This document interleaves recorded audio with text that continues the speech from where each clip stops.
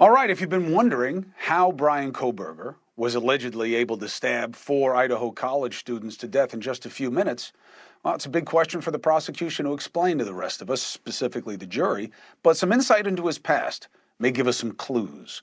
Turns out Kohberger knew how to use a knife. Bryan worked as a fish cutter. He was a fillet man when he was in high school, trained to cut and fillet raw fish. I know how to do it. Means you got to know how to use a knife. Some say I stink at it. We'll see how Kohberger was.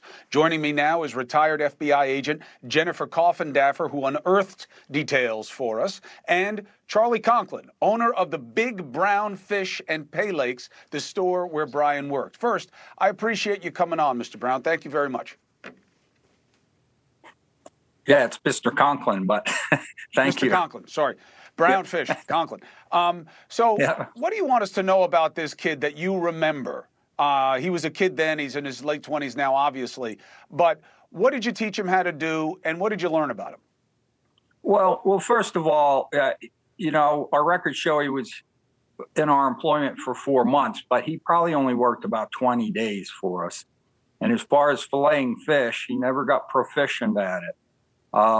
So we bring kids in and train them, and until they're good enough, we don't allow them to do customers' fish.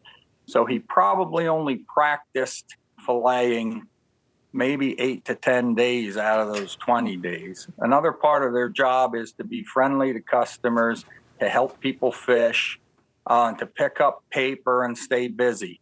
This probably was his first job because he was only, I think, 16 at the time. So after he was here several times, it became obvious to me that this job just wasn't for him. He wasn't able to make eye contact with customers and be friendly to them. And he never got good enough for us to allow him to fillet customers' fish. So I talked to his direct supervisor, who already was on board and saw the situation. He talked to Bryan. And really, mutually, they decided that job was not for him. So that's common experience.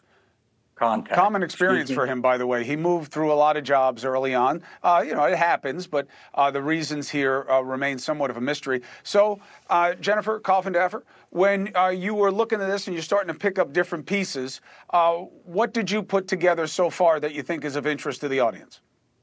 Well, to me, this familiarization with a knife, as an investigator, you're looking at not only why did they commit a crime, but how did they commit the crime and their weapon of choice. I always wondered, if you're going to go into a house where you know there's multiple individuals in there, you want something quiet, certainly not a gun, plus that wouldn't have been personal enough.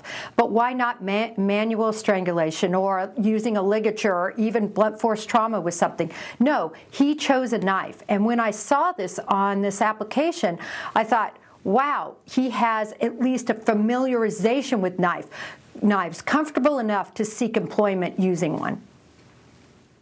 And you also found a lot of information about his employment past. What's the headline on that before we go? Well, certainly the police training he received, surveillance, conducting various other police jobs. So I think that's really important because we've known he was book smart. We know he studied criminology, but now we see he actually had practical application thereof. Hey, thank you for watching. Please go to newsnationnow.com, newsnationnow.com, and you can find NewsNation on your television provider. And don't forget to click the red subscribe button down below. Then you will get more of NewsNation's fact-driven coverage.